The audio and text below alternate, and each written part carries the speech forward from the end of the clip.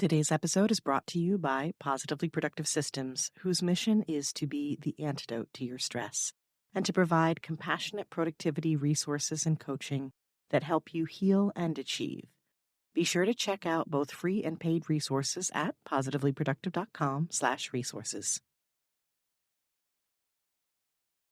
Think about how you would approach a new friend. It's almost like you need to translate your energy and your personality in the form of an email, or if the host has a form that needs to be completed, your job is to really make your ask, because that's what a pitch is. You are asking to be a guest on their show and you are pitching a specific idea for a conversation. And so it's really bringing to life how you can do that in a unique way that serves that audience.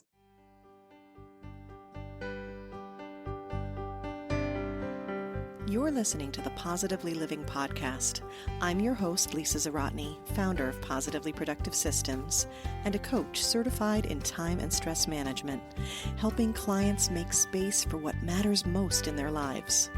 Join me each episode and we'll talk about decluttering, stress management, habits, personalized productivity, gratitude, and so much more.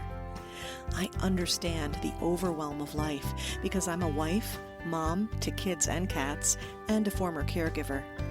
I'm here to help you choose what's right for you so you can do less, live more, and breathe easier. Sound good? Let's get to it.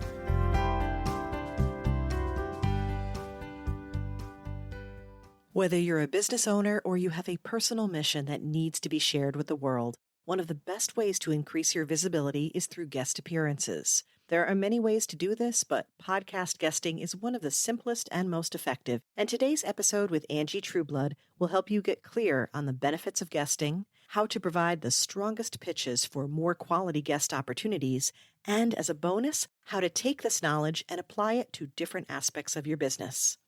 As a podcast visibility expert and host of the Go Pitch Yourself podcast, Angie Trueblood knows that the only perfect pitch is the one that leads with value and focuses on building a genuine connection. Whether she's teaching entrepreneurs how to pitch themselves or working behind the scenes to secure opportunities for others, Angie leverages her super connector powers to grow businesses and build long-lasting relationships. When she's not working with her clients or being active in her local community, she loves exploring Richmond, Virginia's parks and playgrounds with her 2 kiddos, checking out new restaurants with her hubs, and laughing about motherhood over cocktails with friends.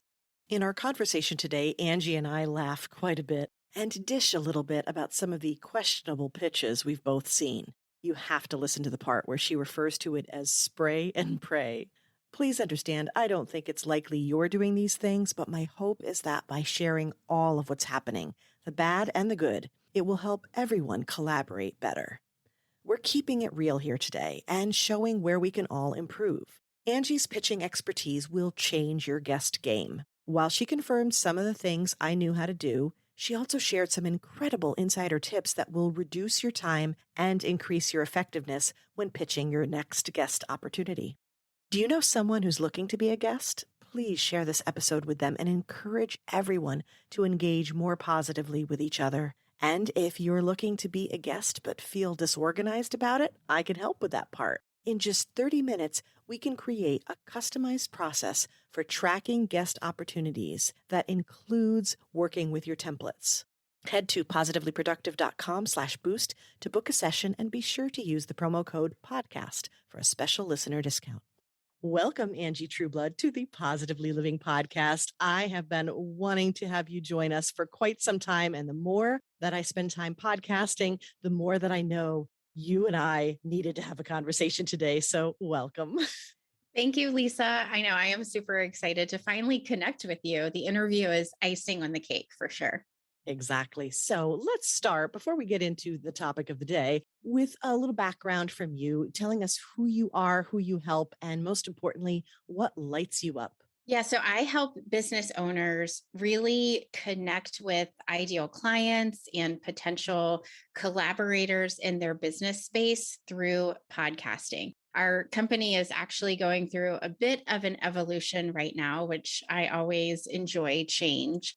Primarily, we have been known in the podcast pitching and guesting space to where we support clients and help them land relevant interviews on shows that can help grow their business. But we're also kind of tiptoeing into the space of supporting podcast hosts because we've done that for so many years as they come to us knowing that guesting on shows can grow their podcast. Then it's just sort of a natural evolution for us.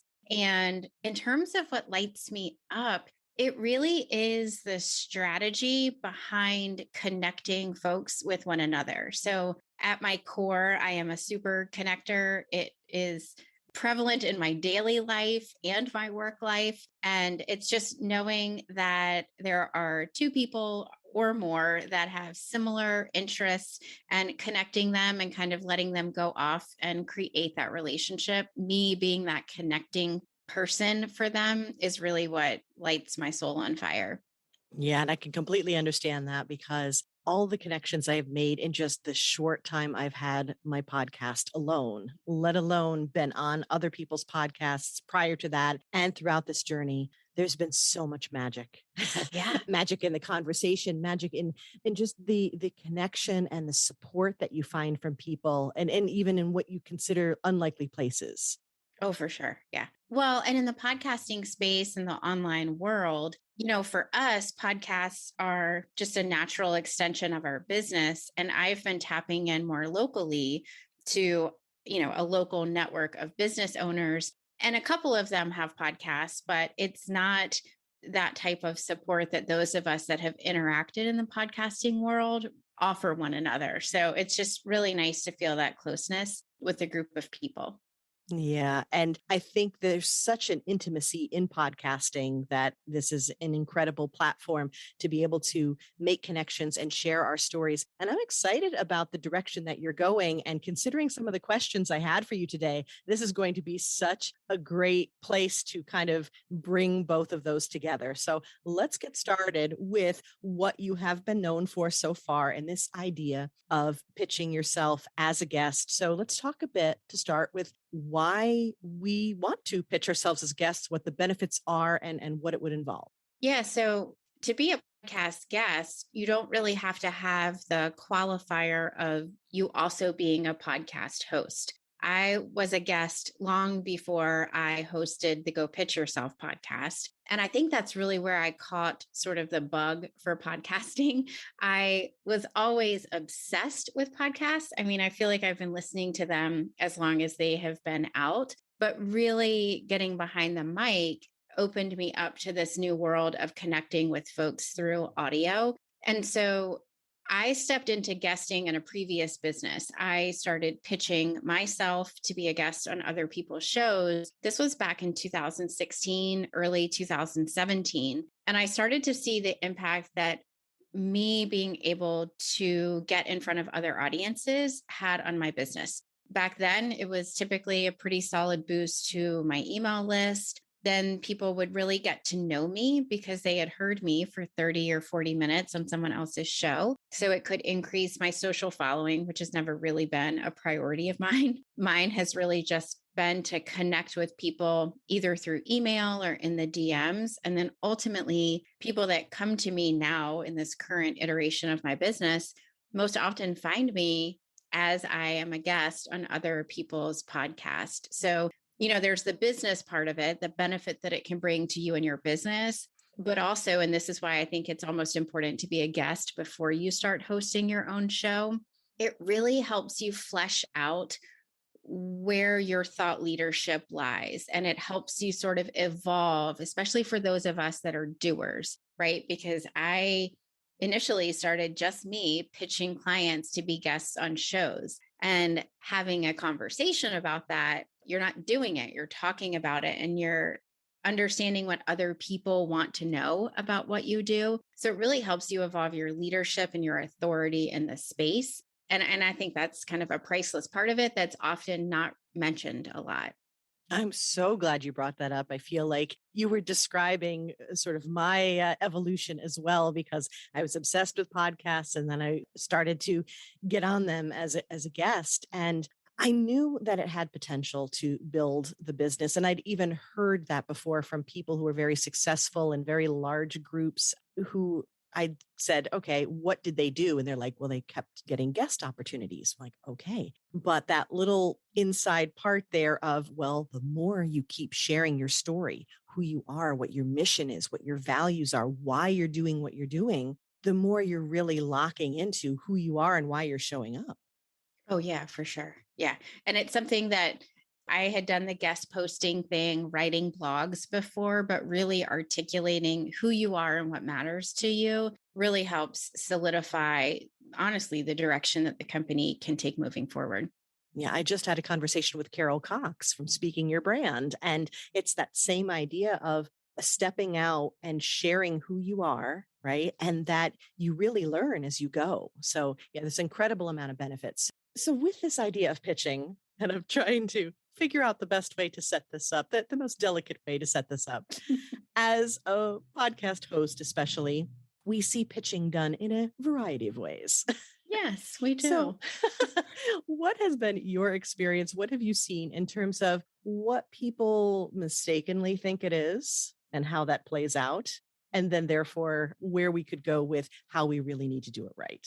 Well, I would first venture to say that those folks that are listening to your podcast and this episode likely are not going to fall in the camp of doing some of these missteps that you and I, as hosts, often have land in our inbox. What I see as sort of the biggest challenge, the challenge has a couple of different impacts, honestly, is people take what I like to call that spray and pray approach to pitching, to where they send as many pitches out to as many people as they can. They don't edit the pitches, right? They really take the idea of a template.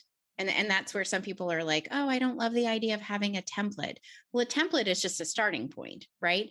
The spray and pray approaching, they take the template and just send that off without personalizing it to whomever they are sending it to. And the impact of that, I mean, you may get a couple of yeses.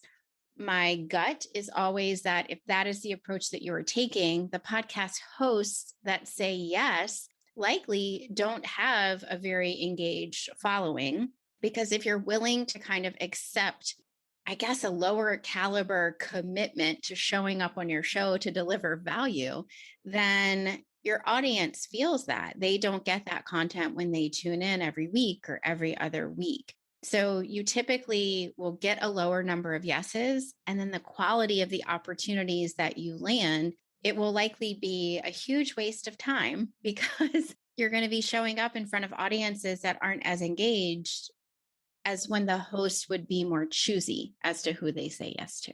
That's the problem. Yeah, that was so beautifully said. So this is not a numbers game. This is a relationship game and a communication game. I mean, that's what this is about. Like, we're Yeah. having a conversation. So given that, I think it's so important to remember that the conversation begins the minute you reach out. Absolutely. Think about how you would approach a new friend. It's almost like you need to translate your energy and your personality in the form of an email, or if the host has a form that needs to be completed, your job is to really make your ask, because that's what a pitch is. You are asking to be a guest on their show and you are pitching a specific idea for a conversation. And so it's really bringing to life how you can do that in a unique way that serves that audience.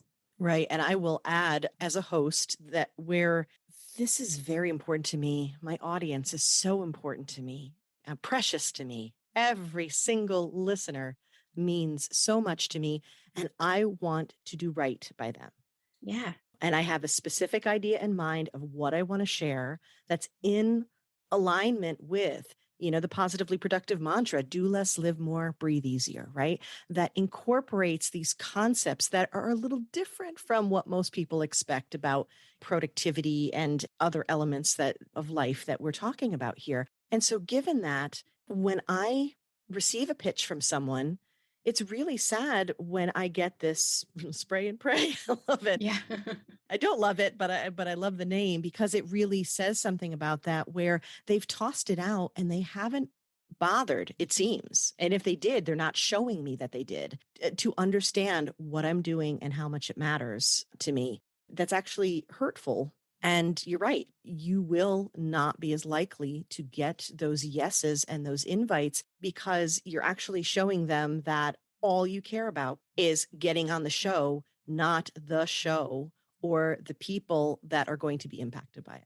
So I have a friend, Amber de la Garza, and I met her through pitching a client to her. And then she was on my show, I think in 2019. And I remember she said the thing that stood out about your pitch was that I felt seen.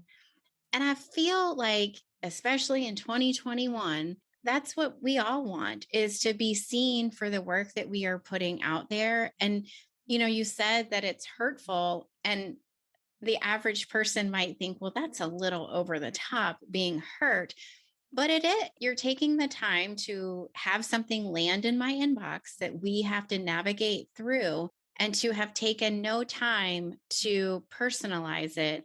To me, it just, like you said, really shows the level of commitment or lack thereof that would be coming with the interview as well. So I really appreciate you highlighting that. And I think hopefully for the listeners, you recognize some people, I think, overcomplicate pitching, and it doesn't need to be something, there's no 100% right way. That's why I've never put out a freebie that's like the pitch that will land you all the interviews, because it is very specific to you, but then also as the host, such a great point of you have your own idea of a content calendar and you may love me, but if I send a topic that doesn't really correlate to what you had planned for your people, it's no dig on me. It's just, no, it's not a good fit for what I have planned for my show. We can still be friends and colleagues, but the interview might be a no go. Right. And if you pitch well and if you start that connection, even if you're not right for the show, that host, I promise you, knows plenty of other hosts who may say, it's not what I have planned here, but I have someone else in mind you may be great for. I've made so many connections for people. And I will say this, I have received the form letters. I've received the form letters where I could even see different color, different style fonts where they've just added my name in. And Yes. I promise you that is deleted so fast. And you're right. Those listening to the show right now probably haven't done this, but we're going to get into some of the tips that you can really tweak to make it even better for these benefits. And I will tell you a couple ones that happened recently. Okay. One of them was, again, it doesn't have to be perfect, like you said, but to feel seen. I love how you described that, where and she was on this podcast already. She has been a guest, and it happened because she showed me she cared about what I was saying, expressed what she could talk about. And it was so intriguing that even though what she pitched wasn't quite right, I messaged her and asked, well, what about this? This is what I really care about. And she's like, oh, well, then I could focus on this aspect of it instead. And I was like, well, there we go. So we came to a compromise and an agreement, which worked brilliantly because it was a direction she was going. She was kind of changing her business a little bit as well. And then another one recently, and I will be having this gentleman on next year because I've booked my content out so far, but he sent me a video. I've had one of those. Those are really impactful, and not a lot of people are doing them quite yet. So it is a great way to stand out. And it went through the pieces of it, like you said, to help me feel seen of I've listened to your show. This is my impression of it. This is what I took away from it. This is what I can bring to the conversation. Mm-hmm. So I've begun the process of describing what a really solid pitch could entail. Would you like to take it from here and give us a few steps or things to think about as we move forward doing it right? Yeah, a couple of things actually that you mentioned. So the video is one, it's gaining traction for sure. I've had a friend reach out and she normally sends me the bad pitches that she receives, but she did send me a message that she got this awesome one and she sent it over and it was a video. The important piece of the video, and so we use this in our pitches, not video, but we pull audio. And I think anytime that you can make it easier on the host to decide whether or not you're a good fit, both from the topic, but also from the audio quality, you kind of level yourself up among some of the other folks whose pitches are landing in the inbox. So if your listeners are thinking, good gravy, I do not want to create a video for every pitch that I send, I see you. What we do is we pull audio either from a previous interview. If the client that we're working with has their own show, you can just pull audio from that. Or if you've never done any of that, you can even record your audio in Zoom and still pull it into a program like Headliner and create a bit of an audio snippet with even a visual. So we have Headliner. You're familiar. A lot of podcast hosts will pull their audio and make audiograms. We do that for our clients and we teach our students to do it. And you include a link to it in your pitch. So if Susie Q, the host, is reading your pitch and she's intrigued, but she doesn't know you from Adam, she can click on this and hear you. And for a host, it's super important because you want to know that the person that you're choosing to interview is articulate, that they are able to be in a quiet environment with decent equipment so that they can clearly be heard. So that's one thing I would say to listeners, aside from the strategy and the topics, which I'll answer any questions you have about that, but also demonstrate that you are a professional. You don't need to be a professional podcaster the way that maybe Joe Rogan is. In fact, it might be nice to not be, but just to demonstrate that you intend to show up and serve, I think is really important.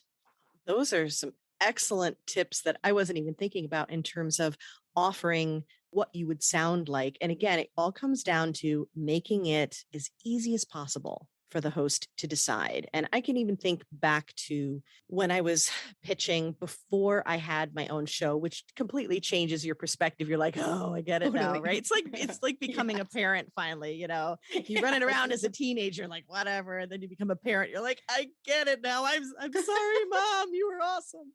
So same idea. But I can remember the one thing I focused on the most was you have an audience. Let me understand them and tell you how I can help them and just come with that intention. There's a phrase I often use is it's our job to do the legwork. At the end of a pitch, and our pitches do tend to be longer than the average person's, but we have it very easily readable, right? So there's bullet points. Sometimes there's italics. Like we make it the visual appearance of the email, although it may be longer than many people's, it is chunked out so your eye can navigate it easily. Because I don't want a host to get to the end of a pitch and have a question. Because if they have a question, we're all really busy. The chances of them responding back for clarification is about zero. They're not going to do that. And so that's why, in terms of another suggestion for your listeners, definitely put out a specific topic. We see that a lot where I will get pitches that are all just a bit of a bio of the potential guest. And do you think they would be a great fit for the Go Pitch Yourself podcast?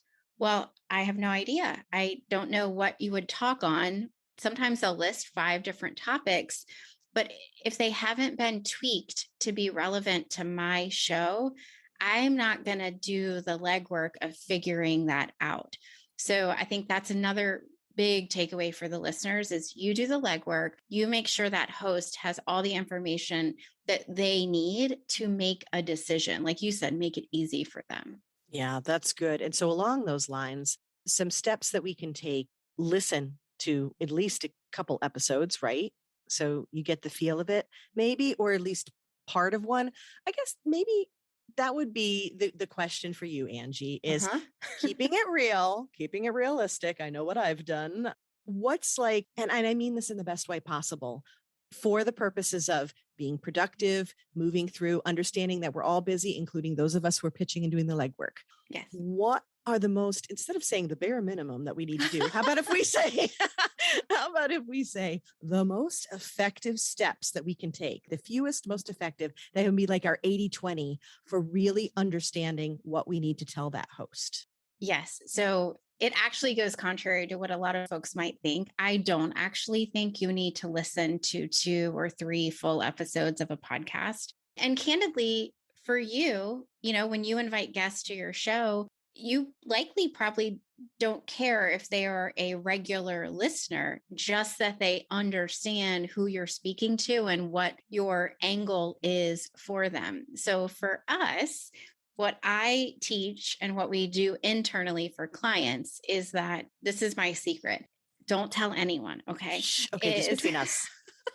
Is when I am drafting pitch lists. So, inside of the client part of our business, because we teach folks how to pitch themselves, but then we also pitch a handful of clients. I still have a heavy hand in crafting the pitch list for strategy purposes. I will often listen if I find a show that I think is a good fit for this client. I will hit play on an episode.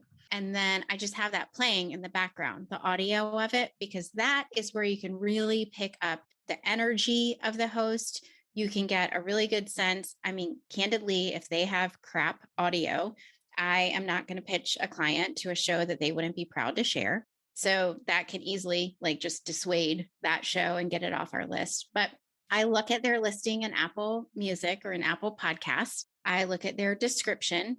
And that is great because it's telling you exactly what the host had in mind when they crafted that podcast. Like, who are they speaking to? What are they planning to talk about?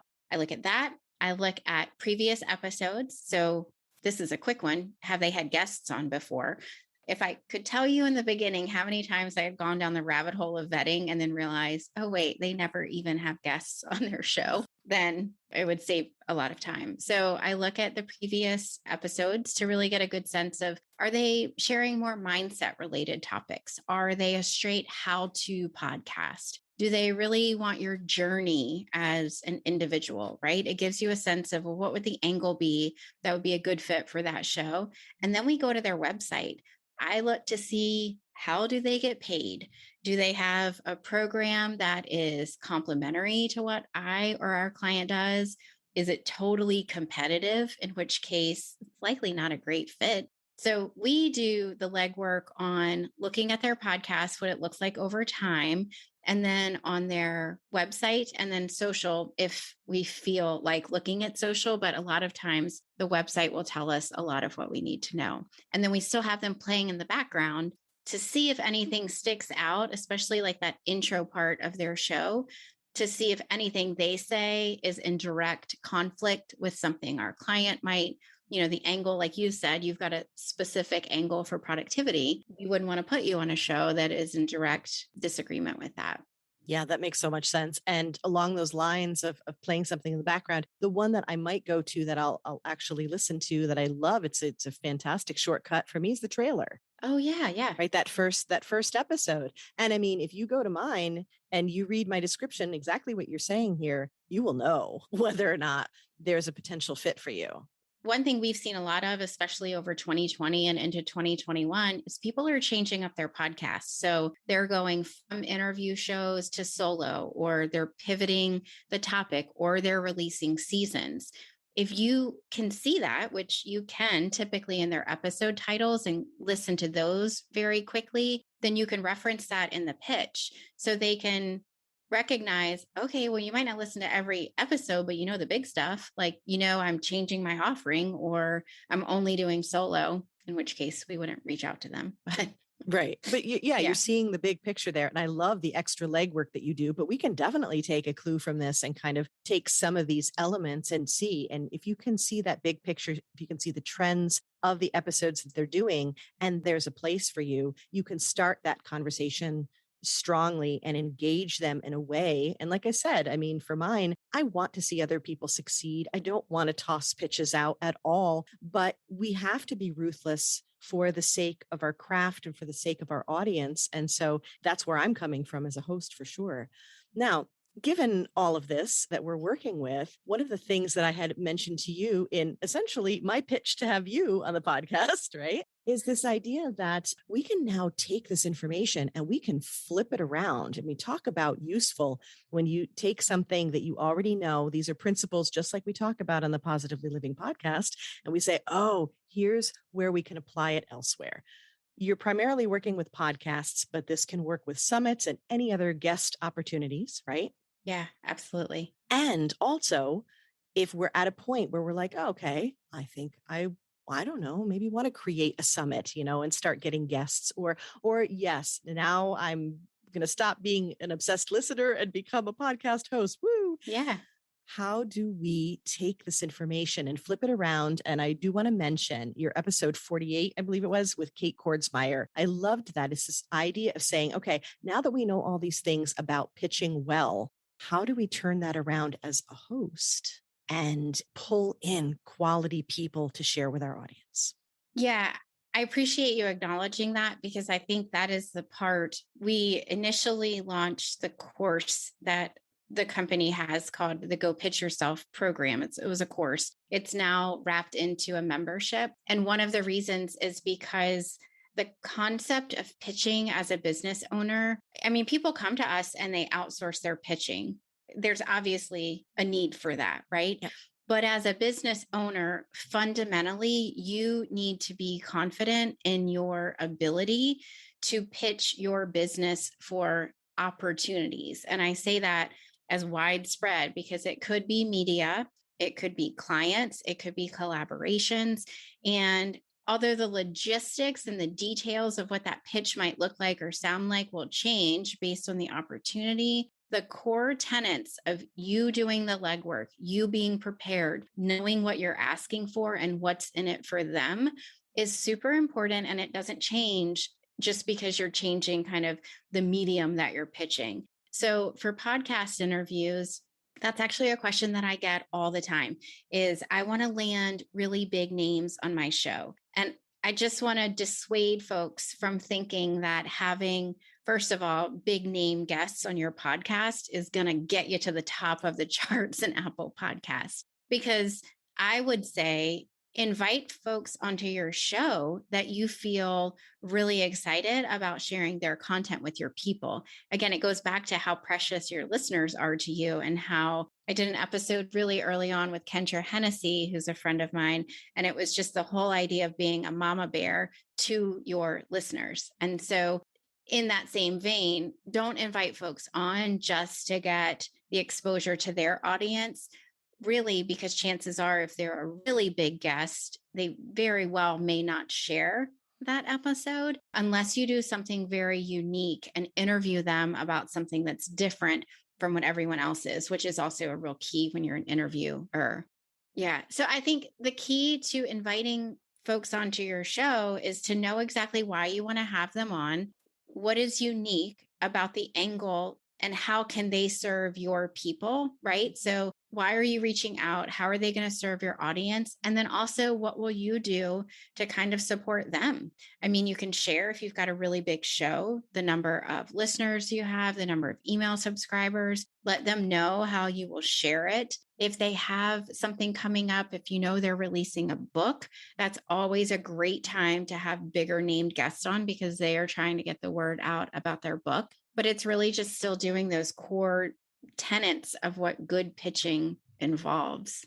It's so true. And the thing about the quality, I want to highlight again, and I love that you said this because it needs to be said over and over again. Even when you're pitching to bring people in as a guest, you want to make sure that it's not the numbers game again. It's the quality game. It's the quality of the content that you're bringing and the uniqueness of it. And such a great tip about saying, okay, even if you have like a bigger name, if you will, the likelihood of sharing may not be that great. And I've definitely seen that where I've had, I would say, maybe bigger names and they've been amazing and the content's been amazing, but the sharing hasn't been. And then you have someone who may be just starting out. And I've had it across the board and amazing interviews with people who are just starting out. And this may even be their first podcast interview. And the quality was off the charts. The downloads are excellent. And guess what? They were so willing to share that it bumped up the downloads. So everybody wins. I would also like to caveat that with polling your own network. I've had a couple of topics that I wanted to cover recently, and I knew that there were folks in my immediate circle that I could reach out to. But diversity and sharing a diversity of opinion, of business types, and of individuals is really important to me as we move forward in my business. And so even reaching out, whereas I had a one-step connection to someone that could have been a great guest on my show, I reached out to my network and said, who do you know that can speak to us about virtual summits? And then you get a little bit of a list and you can kind of do your own legwork as a host to see, well, who do I think would offer some different perspective than what I've been sharing on my show? So for me, it's really an important value to make sure that I'm lifting up women and making sure that we see women in positions of leadership. And so to pull from all different backgrounds and avenues, I think is really important. So I don't think that you can underscore enough the importance of stepping outside of that really tight circle that you might have. It's an easy ask to ask one of your best friends to be on your podcast, right? But sometimes as a host, you also have to do the legwork to get a really diverse group of folks on. And that's really the best way to serve an audience. Yeah, that's such a good point. And I know that I have challenged myself. And in the beginning, sure, it was okay, who have I networked with immediately? And I know they're quality people and I'd love to start with them. But then from there, it was the challenge of saying, okay, what's important to me? And in part of my mission and part of my values is definitely the same to raise women up and elevate them and give them a platform. But not only that, diversity is very important. So my podcast guests are not exclusively women. I mean, and it's across the board and truly inclusive. At least that is my intent. That is my goal. I'm doing the very best I can. And with that, that comes the challenge of saying, okay, there might be a number of people who could talk about this specific topic. Who's my best choice that represents all of these qualities and things that I want to uphold? For sure. Because I've had some men as guests, maybe just one at this point, but I know there's some in queue. And so one of the missions again is lifting up the voices and normalizing the voices of women in leadership positions. If I have a man who I invite onto my show, as long as I know that he is also doing that, because I've struggled before, a bit off topic, but as women, I don't want to exist in this silo of just sharing my female clients with other women hosted shows. And so I think it's important to kind of break those boundaries too. Yeah. So that goes back to, I think, finding that connection on that deeper level of, are we sharing the same values? Are we promoting the same things? And all the men that I've had on the podcast so far and those who are in the queue all are incredible quality people that promote exactly what it is that I'm hoping to promote here. Well, I think that's a wonderful place for us to wrap things up now. First, tell us where we can find you to get some help with not only the pitching, but the hosting side of it, this membership. There's so much that you have to offer.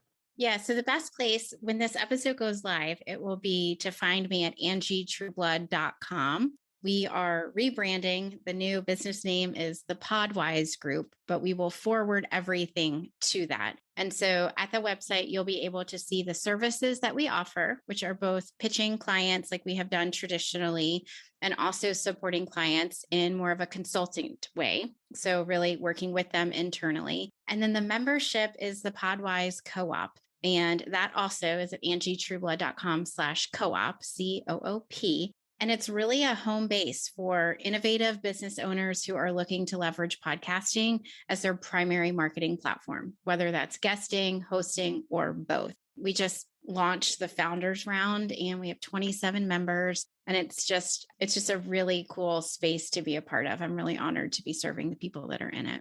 Oh, that's so exciting. And I know as a host how important it is for me to continue to be a guest as well. So, I mean, again, it's one of those things, fewer silos and more of an understanding of how holistically everything plays together and how beneficial all these things can be for so many aspects of your life and business. Yeah, I love that. Fewer silos. I'm going to take that with me, Lisa. All right. I love it. Okay. Ready for a rapid wrap up?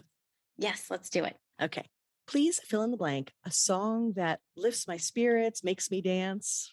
The song Wagon Wheel, not by Darius Rucker, no offense to him, No. but by Old Show Medicine Crow. No, Old Crow Medicine Show.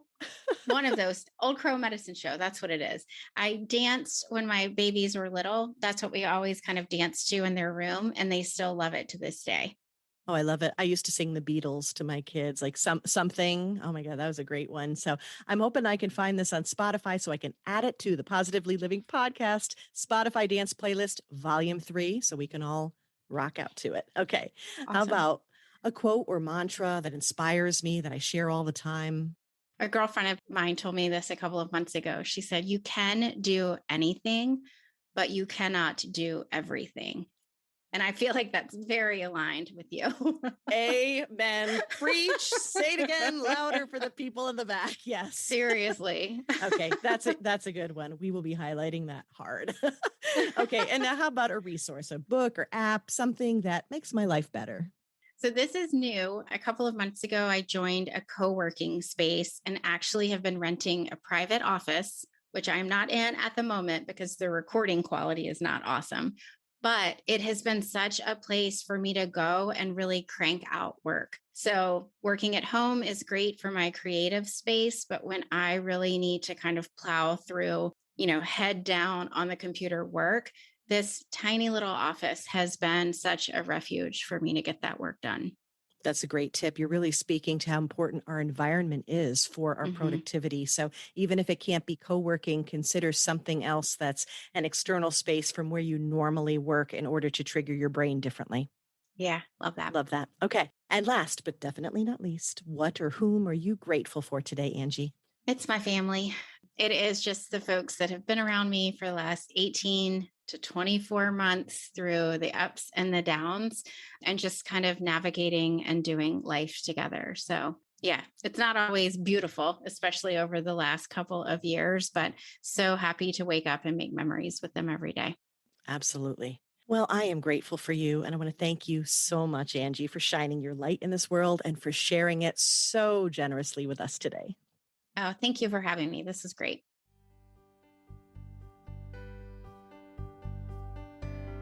Thank you for joining me today. Your time is precious and limited, and I'm honored you chose to spend it with me. If you have feedback, questions, or want to schedule a chat, head to positivelyproductive.com/connect. And if you are looking for any of the resources referenced on the podcast, from books to products to training and more, go to positivelyproductive.com/resources.